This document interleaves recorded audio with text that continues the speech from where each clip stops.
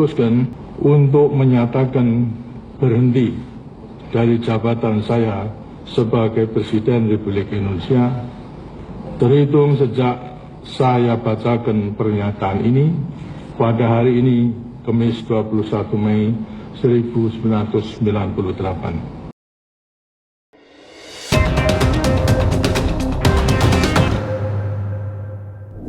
Teman-teman semua, hari ini bagi saya itu adalah hari yang sangat sakral gitu ya. Jadi tidak seperti dengan hari-hari biasa. Harinya adalah hari Kamis 21 Mei 2026. Tapi hari ini juga bersamaan atau bertepatan dengan hari sakral di mana saat itu terjadi peristiwa yang sangat besar. Sejarah mencatat itu adalah terjadi namanya, saya menyebut ledakan besar gitu ya. Tumbangnya sosok presiden yang selama ini kita kenal diktator, berkuasa selama 32 tahun, berhasil ditumbangkan gerakan mahasiswa bersama rakyat. Sekali lagi, peristiwa itu terjadi 21 Mei, hari Kamis, seperti hari ini. Hari Kamis 21 Mei 1998, yang kita kenal dengan istilah Gerakan Reformasi 98. Teman-teman semua, ada banyak sebenarnya isu yang kemudian membeku dan meledak, akhirnya kemudian menyatu sebagai gerakan masif pada saat itu. Yang dibungkus dalam satu istilah KKN, yaitu adalah korupsi, kolusi, dan nepotisme. Saya ulangi, penyakit yang paling besar pada saat itu adalah korupsi, kolusi, dan nepotisme. Itu yang menjadi lawan besar pada saat itu oleh mahasiswa bersama rakyat. Karena penyakit inilah yang dirasakan membuat masyarakat terhimpit dalam suatu kesusahan, kelaparan, kemiskinan, susah mendapat pekerjaan, dan pada saat bersamaan ada sosok orang yang justru menggerogoti kekayaan itu, yaitu adalah sumber daya alam. Dan tentu saat itu adalah terpusat pada penguasa Soeharto.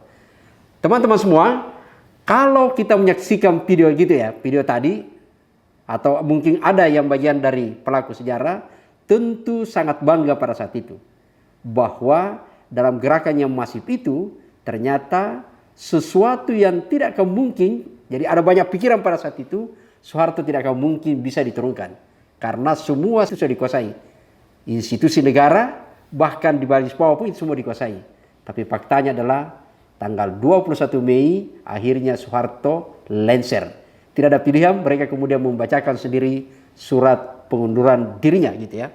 Itulah kemudian betul-betul kemudian saya kira kalau kita semua menyaksikan video tadi, atau mungkin bahkan Anda bagian dari pelaku sejarah itu, tentu Anda akan berbangga bahwa Anda lah bagian yang dalam barisan itu menyelamatkan negara kita, menyelamatkan dari penyakit yang disebut tadi. Bukan hanya soal Soeharto bersih tumbang pada saat itu, kemudian beberapa elit termasuk beberapa dan masyarakat sipil gitu ya, untuk kemudian mendorong penataan, segera memastikan bahwa betul-betul penyakit itu tidak akan bisa bangkit kembali. Maka yang dilakukan adalah itu penataan sistem, termasuk melakukan amandemen Undang-Undang 45, bahkan sesungguhnya adalah untuk memastikan bahwa penyakit ini tidak akan bisa tumbuh kembali, dibuatlah namanya TAP MPR. TAP MPR itu adalah nomor 11 gitu ya, tahun 98, yang salah satu khusus kemudian mengatur soal penyelenggaraan negara yang bersih dari KKN. Betapa komitmennya pada saat itu. Betapa semua bahu-membahu bahwa gerakan reformasi harus kemudian dikawal dan memastikan negara kita tidak akan masuk lagi dalam jurang yang dimana penyakitnya itu adalah kronis, yaitu adalah korupsi. Sekali lagi, saat itu adalah publik sangat kemudian bergerak bersama untuk menyatakan korupsi adalah musuh bersama. Itu terjadi di peristiwa 98. Sampai kemudian tahun 2000-an gitu ya. Maka kalau teman-teman tahu, ada banyak agenda-agenda reformasi yang kemudian perbaikan regulasi, perbaikan undang-undang, lalu kemudian sistem kelembagaan gitu ya, reformasi birokrasi kemudian terjadi dengan baik. Hanya saja kemudian agenda itu ternyata hanya berumur sangat singkat. Kalau ada istilah dalam pepatah itu adalah seumur jagung saja gitu ya. Karena ternyata pada saat yang bersamaan, penyakit yang kita anggap sudah mati itu rasa-rasanya seperti sekarang ini itu kambuh kembali gitu ya. Dan biasanya kalau penyakit itu yang sama kambuh kembali, itu justru biasanya lebih ganas gitu loh. Kalau misalnya ada penyakit tumor, kamu kembali itu jauh lebih ganas, atau hampir semualah penyakit itu ya. Kalau dia tumbuh kembali, maka itu jauh lebih ganas daripada asal mulanya. Walau alam gitu ya. Sampai kemudian ada yang menyatakan bahwa jangan-jangan peristiwa 98 itu akan kembali terulang saat sekarang ini. Walau alam, kalau itu terjadi, itu artinya hari ini akan ada pergantian juga dalam sebuah rezim gitu ya. Tapi faktanya nanti coba kita lihat. Karena sesuatu yang tentu biasanya itu dalam satu sejarah, lazimnya gitu ya. Memang ada kemiripan, tapi ada juga bukan berarti bahwa sejarah itu akan terulang persis sama. Tapi ketahuilah bahwa hari ini kita akan lihat bahwa sesungguhnya terjadi kegelisahan di publik gitu ya. Bahwa jangan-jangan 98 itu akan terulang kembali. Teman-teman semua, saya ingin mengajak kita untuk mendiskusikan apakah tanggal 21 Mei 98 itu ada kemiripan dengan peristiwa 21 sekarang ini. Sekali lagi saya ingin membuat pernyataan bahwa, sekali lagi pernyataan tadi bahwa sejarah tidak selalu mirip total 100%. Tapi selalu ada petunjuk bahwa agenda-agenda itu selalu berjalan hampir mirip dan biasanya hasilnya pun akan sama gitu ya. Mari kita lihat. Misalnya, coba kita buka data sesungguhnya adalah apakah benar peristiwa di 98 itu bisa terjadi sekarang ini? Atau mungkin waktunya saja bergeser kalau tidak segera diantisipasi gitu ya. Misalnya pertama kita lihat, apa sih sebenarnya yang memicu masyarakat dan mahasiswa untuk kemudian berbondong-bondong turun ke jalan bahkan kemudian menduduki DPR? Poin besarnya adalah bahwa ini soal ekonomi yang diperparah yang saya sebutkan tadi KKN. Soal ekonomi kita lihat misalnya, apakah ada kemiripan gitu ya. Ternyata kalau kita cek, apa terjadi peristiwa di 98? Ini kita bicara perspektif dari peristiwa 98, kemudian kita cek peristiwa di sekarang ini. Di tahun 98, ekonomi kita morak-marik. Kurs kita, kalau kita lihat misalnya nilai rupiah kita itu yang awalnya adalah hanya 2.500 untuk kemudian dalam $1 itu nilainya 2.500 tiba-tiba kemudian melonjak sampai 16.000. Jadi bayangin dari 2.500 kemudian melonjak naik dolarnya gitu ya, rupiahnya terjun gitu harus kemudian dinilai sebanding dengan, jadi kalau kita bandingkan misalnya $1 itu yang awalnya hanya 2.500 kemudian pada saat itu dinilai menjadi 16.000. Bayangin rakyat yang biasanya mengkonsumsi hanya dengan, kalau misalnya tempe diimpor gitu ya, hanya mengkonsumsi 2.500 tempe, itu kemudian harus mengeluarkan uangnya 16.000 untuk bisa mendapatkan satu tempe. Itu analogi sederhananya. Di tahun 98 gitu ya. Sehingga terjadi sebuah depresi di masyarakat gitu ya. Untuk kemudian terjadi keamanan karena tidak ada duit. Orang mau makan tidak ada duit. Karena bahan-bahan baku pada saat itu kemudian terjadi melambung harga yang sangat tinggi. Apakah ada kemiripan sekarang ini? Kalau kita lihat data gitu ya, berdasarkan basis data, terutama di 1 pekan terakhir ini, masyarakat mulai was-was. Juga mulai dilanda kecemasan. Apakah besok saya bisa makan? Karena ternyata nilai terjadi fluktuasi gitu ya. Kurs dolar juga bukan lagi sama di tahun 98 16.000. Bahkan sekarang ini itu sudah melampaui 17.000 lebih. Sempat naik 17.680. Yang membedakan di tahun 98 adalah dari 2.500 loncat naik langsung 600. Jadi terjadi kepanikan yang sangat tinggi lalu kemudian tiba-tiba ini. Kalau sekarang ini kalau kita lihat ternyata adalah sesungguhnya rupiah itu terproses bukan baru sekarang ini. Rupiah itu terproses sesungguhnya adalah terjadi di sejak awal tahun 2025. Lalu kemudian itu sudah berada pada kisaran 15.000, naik kemudian 16.000, sempat turun lagi kemudian 15.800, lalu kemudian yang terakhir kemarin adalah naik menjadi 17.800. Itu artinya sudah melewati sebenarnya kalau dipersandingkan gitu apple to apple dengan peristiwa 98 itu adalah 16.000, sekarang sudah 17.000. Jadi ini yang sebenarnya agak krusial kalau kita coba bandingkan gitu ya. Itu artinya bahwa BI punya beban berat juga untuk segera ekstra melakukan berjaga-jaga gitu ya, untuk segera mengambil sebuah kebijakan yang lebih ekstra untuk melakukan intervensi pasar. Itu soal kurs dolar. Jadi kalau 2000 saya ulangi 98 16.000 sekarang justru sudah melampaui 17.000, bahkan sudah sempat naik 17.000 680. Jadi agak ngeri-ngeri sedap sebenarnya di situ gitu ya. Hanya saja membedakan bahwa kalau di 98 itu tren kenaikannya sangat tajam sekali. Kalau sekarang ini dia bergeraknya tajam tapi ya naik terus gitu loh. Jadi tidak akan jelas kapan turun-turunnya gitu ya. Nah ini yang kita lihat di kurs gitu. Nah kalau kemudian ada Prabowo menyatakan bahwa orang di desa tidak terpengaruh fluktuasi, saya kira sudah banyak pengamat membantah itu. Dan sekali lagi yang saya contohkan tadi tempe gitu ya. Karena tempe itu impor, maka itu kan sebenarnya adalah kita misalnya biasanya membelanjakan sekian rupiah, itu harus dikonversi naik lagi karena harga tempe naik akibat dengan impor itu. Nah, kita bergeser ke yang kedua, persoalan yang kedua pada saat ini yang banyak disorot oleh mahasiswa, yaitu berkaitan dengan soal kita terjebak, terperangkap dalam sebuah utang negara gitu ya. Jadi pinjaman kita itu terlalu gede dari pendapatan gitu ya, yang PDRB kita sebenarnya sangat-sangat ini. Ada batasan undang-undangnya gitu ya.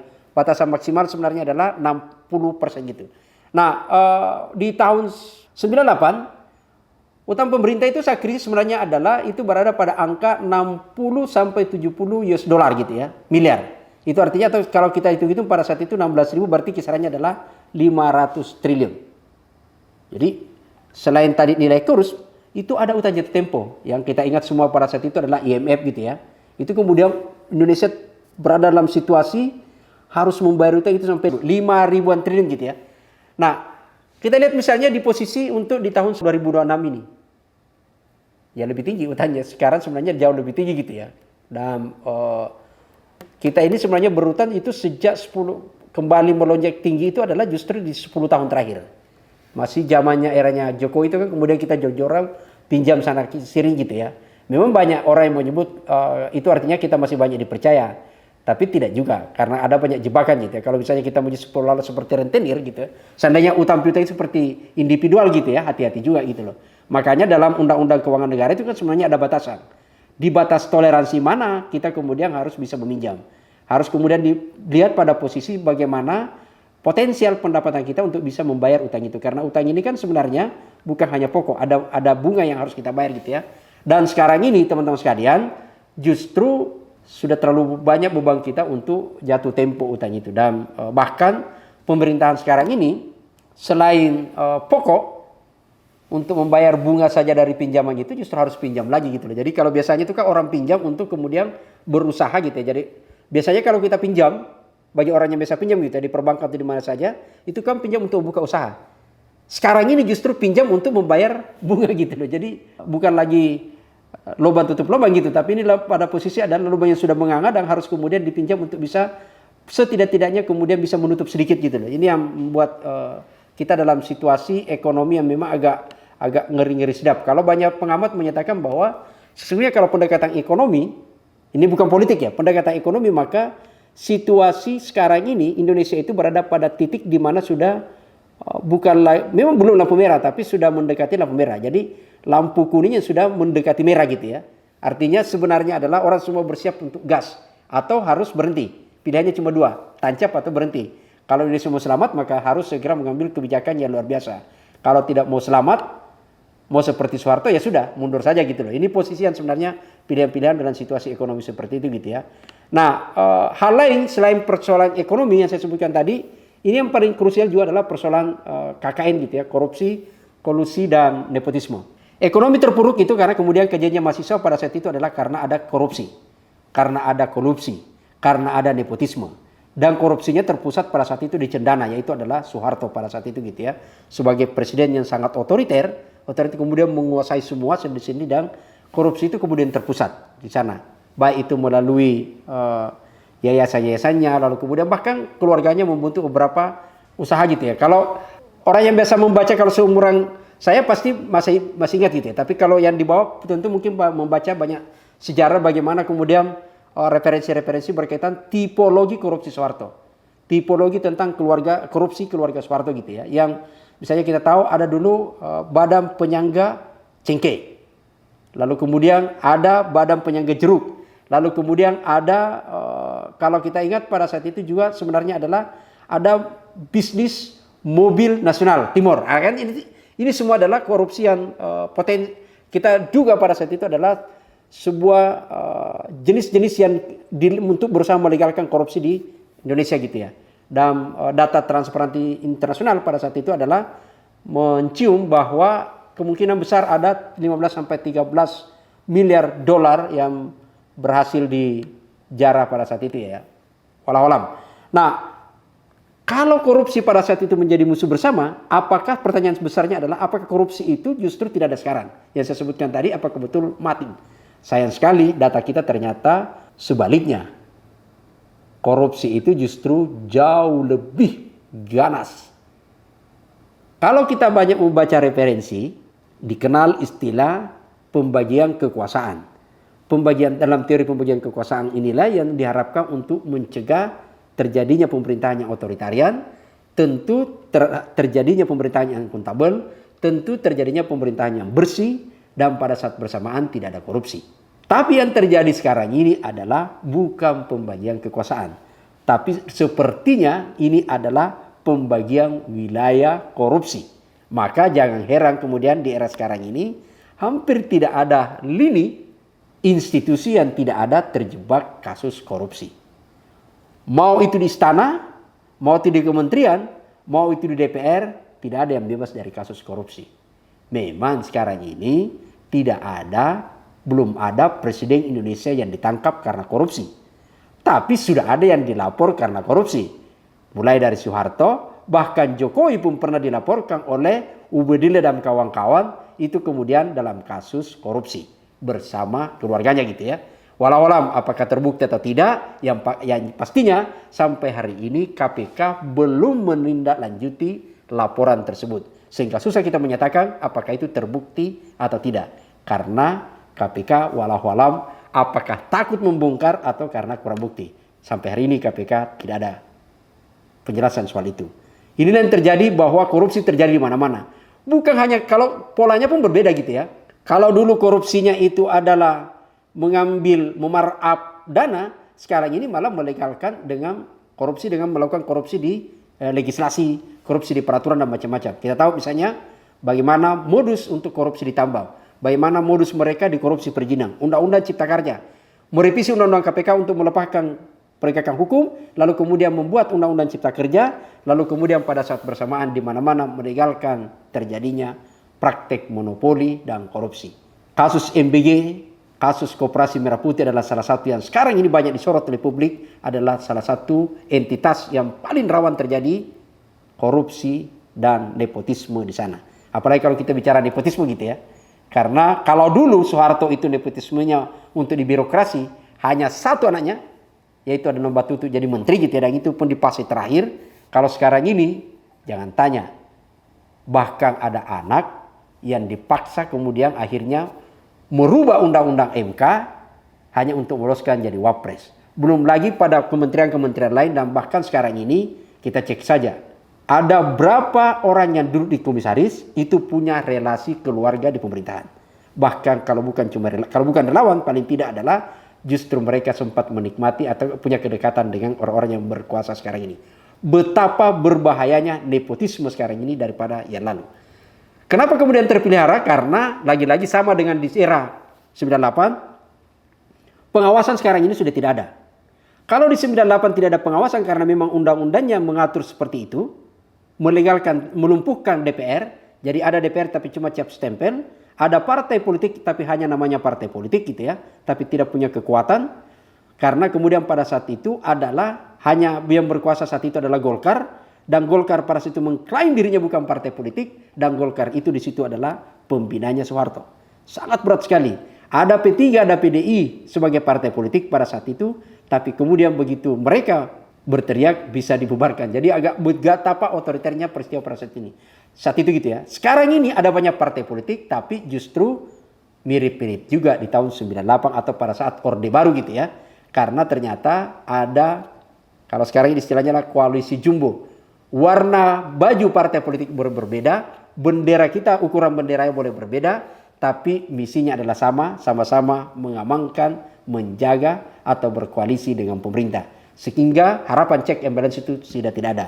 Yang saya sebut tadi teori pembagian kekuasaan itu tidak ada. Yang ada adalah teori pembagian lahan untuk korupsi. Teman-teman semua, apakah dengan fakta-fakta itu kemudian bisa terjadi ledakan sosial seperti 98? Walau alam, tidak ada yang bisa pastikan, tapi ketahuilah bahwa kalau kita belajar dari Nepal, Madagaskar, Bangladesh dan macam-macam, tidak ada peristiwa gejala sosial itu direncanakan berbulan-bulan.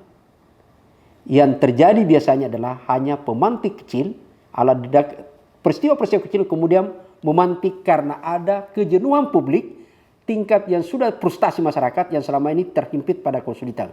Susah mencari kerja, kesulitan mereka belanja, terdesak dengan kebutuhan sehari-hari gitu ya. Lalu kemudian ada pemantik, akhirnya terjadi ledakan. Di Nepal itu hanya soal medsos. Madagaskar itu soal adalah lapangan kerja. Di Bangladesh lapangan kerja. Jadi hati-hati.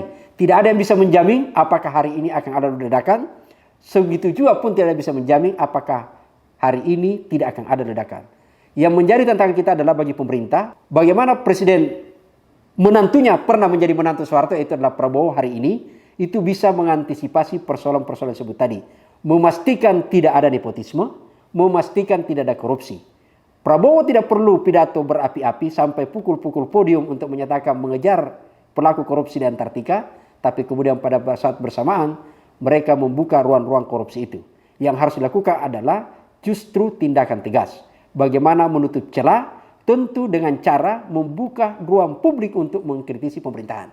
Karena hanya dengan cara itulah kemudian bisa meminimais korupsi. Semakin pemerintahan itu tertutup, semakin pemerintahan itu otoriter, maka ketahuilah di situ korupsi semakin akan merajalela. Dan kita yakin bahwa harusnya sejatinya gitu ya, kalau kita sama-sama punya kemauan yang kuat untuk mengatasi negara ini, menyelamatkan negara ini, karena tidak ada yang ingin sebenarnya terjadi kembali 98. Karena kembali ke 98 itu artinya adalah terjadi chaos. Yang kita inginkan adalah negara berjalan untuk kemudian bisa sesuai mandatnya mensejahterakan masyarakatnya. Dan dalam konteks itu maka tentu pemerintahnya diharap tidak kemudian melawan publik, sekedar melawan publik dengan menggertak para pengamat, mengancam untuk kemudian dipenjara, membungkam para pengamat, lalu atau kemudian membangun narasi yang untuk kontra seolah-olah seperti dolar itu tidak ada efeknya ke masyarakat desa. Padahal sesungguhnya yang dibutuhkan sekarang ini adalah tindakan real. Bagaimana rupiah bisa kemudian turun gitu ya, kembali normal, tidak membuat cemas, karena dengan demikian bisa kemudian daya beli bisa bangkit, dan kemudian perputaran ekonomi bisa kembali sehat kembali. Saya kira itu semua teman-teman sekalian yang kita harapkan, dan sekali lagi Prabowo sebagai pemegang kekuasaan, bola berada di tangan Anda. Membiarkan KKN tumbuh subur itu artinya membiarkan Anda untuk dihasilkan. Menutup ruang-ruang untuk KKN itu artinya Anda bersama dengan masyarakat, dan masyarakat akan membela Anda untuk terus berkuasa. Saya Samsudin Adbisa, sampai ketemu pada edisi berikutnya.